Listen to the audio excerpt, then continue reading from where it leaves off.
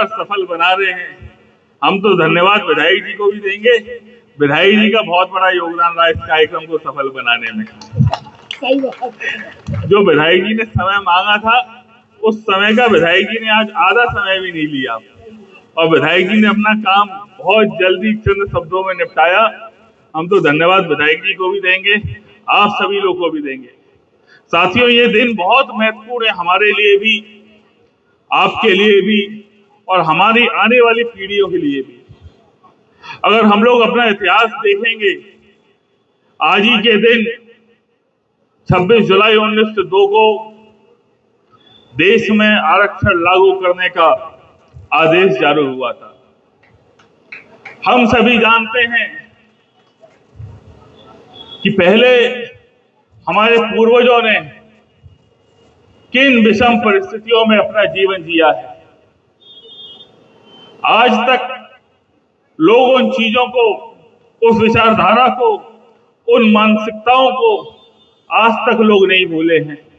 आज भी समय समय पर तमाम ऐसी विचारधारा के लोग इन्हीं पीढ़ी के लोगों को उनका पुराना इतिहास याद दिलाते रहते हैं। लेकिन मैं तो बधाई दूंगा अपने पूर्वजों को, उनके संघर्षों को, उनके बलिदानों को कि आज हम लोग आजाद भारत में जो बाबा साहब के संविधान ने हमें जो आपको अधिकार दिए, उन अधिकारों की बदौलत आज यहाँ पर बैठकर हम सारे लोग स्वतंत्र भारत में एक सम्मान के साथ जो जीने का काम कर रहे हैं, एक सम्मान के साथ पदों पर विराजमान है। कहीं ना कहीं हमारे पूर्वजों का बलिदान और पूर्वजों का संघर्ष है, उसकी बदौलत आज हम लोग यहाँ उपस्थित हैं। आज हमारी आपकी जिम्मेदारी बन जाती है अपने उन्हीं पूर्वजों के बलिदानों को, उनके संघर्षों को, उनके त्याग को आगे बढ़ाकर उसी रास्ते पर आकर ले जाने की, क्योंकि तमाम विचारधारा के लोग इस देश की सत्ता पर काबिज हैं।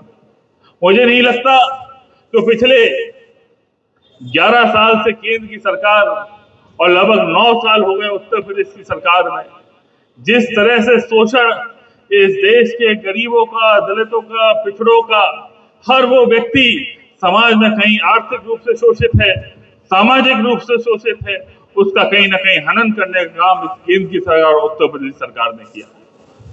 इन्हीं सबसे लड़ाई लड़ने के लिए हमें और आपको हमारा बाबा साहब ने संविधान दिया था। तो बाबा साहब जानते थे जो ये विचारधारा के लोग, जो सत्ता में बैठे हुए लोग हैं, ये कभी भी देश के पीढ़ी के लोगों को आगे बढ़ता नहीं देखना चाहते। ये नहीं चाहते देश का पीढ़ी इस देश की सत्ता में बैठे। ये देश के लोग, पीढ़ी के लोग देश का प्रतिनिधित्व करें, आपके समाज का प्रतिनिधित्व करें, आपके जिले का प्रतिनिधित्व करें, आपके लोकसभा में आपका प्रतिनिधित्व दें। इन लोगों ने कभी भी हमारे और आपके लोगों के लिए अच्छा नहीं सोचा। आज भी यही इनकी मानसिकता है। समय समय पर हमें और आपको इनकी मानसिकता दिखती रहती है। जब आप सोचिए, आदरणीय राष्ट्रीय अध्यक्ष जी उत्तर प्रदेश के एक पूर्व मुख्यमंत्री तक का जब अपमान कर सकते हैं, तो आप सोचिए आम जनता की क्या हालत होगी आज हमारे प्रदेश में, हमारे देश में। ये लोग कभी भी हमारे आपके लिए हित का नहीं सोचेंगे, सिर्फ हमारे समाज में बंटवारा करने की साजिश रचेंगे और हमेशा इन्होंने यही किया है। मैं तो विधायक जी और सांसद जी जानते होंगे कि समाजवादी विचारधारा, बहुजन विचारधारा बहुत पुरानी है। आदरणीय लोहिया जी और आदरणीय बाबा साहब के बीच में भी पत्राचार हुआ था। उस समय भी बाबा साहब ने और लोहिया जी के जब पत्राचार थे, उनमें कहीं ना कहीं जिक्र हुआ था, इस देश को अगर सही रास्ते पर लेकर जाना है तो समाजवादी लोगों को और बहुजन लोगों को एक साथ एक मंच पर आना होगा। कहीं ना कहीं ये सपना उस समय पूरा नहीं हुआ, लेकिन हमारे आदरणीय नेताजी ने और मान्यवर काशीराम जी ने इस सपने को पूरा कर एक समय उत्तर प्रदेश में समाजवादी पार्टी, बहुजन समाजवादी पार्टी को साथ लाने का काम किया था। लेकिन यही षड्यंत्रकारी लोगों ने उस गठबंधन को भी तोड़ने का काम किया। इन्हीं लोगों ने आदरणीय राष्ट्रीय अध्यक्ष जी और बहन जी के गठबंधन को भी तोड़ने का काम किया था। आज जब जिम्मेदारी हमारे राष्ट्रीय अध्यक्ष जी ने ले ली है, जो सपना बाबा साहब का सपना था, जो सपना मान्यवर काशीराम का सपना था, जो सपना आदरणीय नेताजी का सपना था, उस सपने को पूरा करने के लिए आज जिम्मेदारी तो आदरणीय राष्ट्रीय अध्यक्ष जी को उठाई है, उसका पूरा करने की जिम्मेदारी एक एक समाजवादी पार्टी के नेता और कार्यकर्ता की है। इसलिए आज हम सारे लोग आपके बीच में खड़े हैं, आपसे निवेदन करने खड़े हैं। जो हालात हमारे प्रदेश के हैं, देश के हैं, आप सभी से छुपे नहीं हैं। जगह जगह पर समय समय पर जो भी हमारी संस्थानें हैं, उनसे हमारे और आपके अधिकारों को छीना जा रहा है।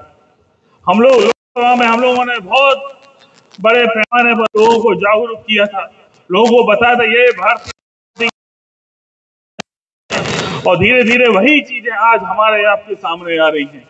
जिस तरह से बिहार में लोगों से वोट डालने का अधिकार छीन रहे हैं, उत्तर प्रदेश में लोगों से शिक्षा का अधिकार छीन रहे हैं, ये नहीं चाहते आपकी आने वाली पीढ़ी शिक्षित हो, और आपके लोग शिक्षित होंगे, पढ़ेंगे, लिखेंगे तो इन सरकारों से, इन्हीं विचारधारा के लोगों से सवाल करेंगे। ये नहीं चाहते कोई भी ऐसा सवाल करने वाला समाज में रहे। इसलिए ये साजिशें आज जो हमारे आपके समाज के साथ हो रही हैं, ये हमारे आपकी आने वाली पीढ़ी के भविष्य का सवाल है।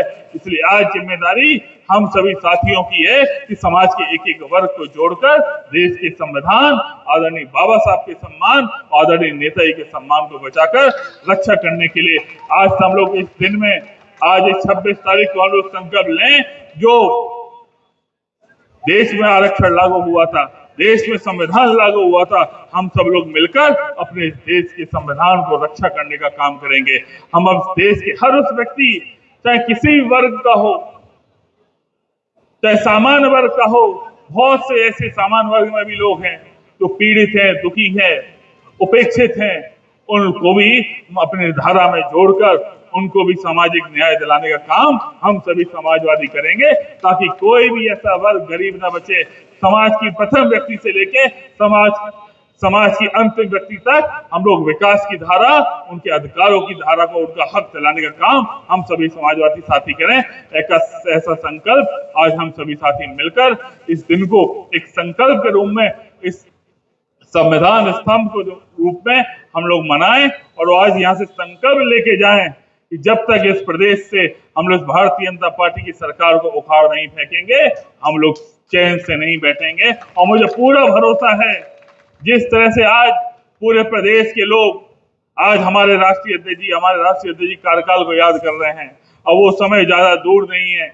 इसलिए हमारे सभी साथियों की जिम्मेदारी बन जाती है समाज के हर वर्ग को साथ लेकर, जोड़कर, उनका सम्मान रखकर, उनके हकों को, और किसी भी वर्ग पर कोई भी आंच आएगी तो समाजवादी पार्टी का एक एक नेता, कार्यकर्ता उस वर्ग, उस व्यक्ति की सम्मान रक्षा के लिए लगातार तत्पर रहेगा और हमेशा उसके साथ खड़ा रहेगा। बहुत बहुत धन्यवाद आप सभी का इतने शानदार कार्यक्रम के लिए। ऐसे मौसम में आप लोगों ने इतना समय दिया, बहुत बहुत आभार। जय हिंद, जय समाजवाद, जय भीम।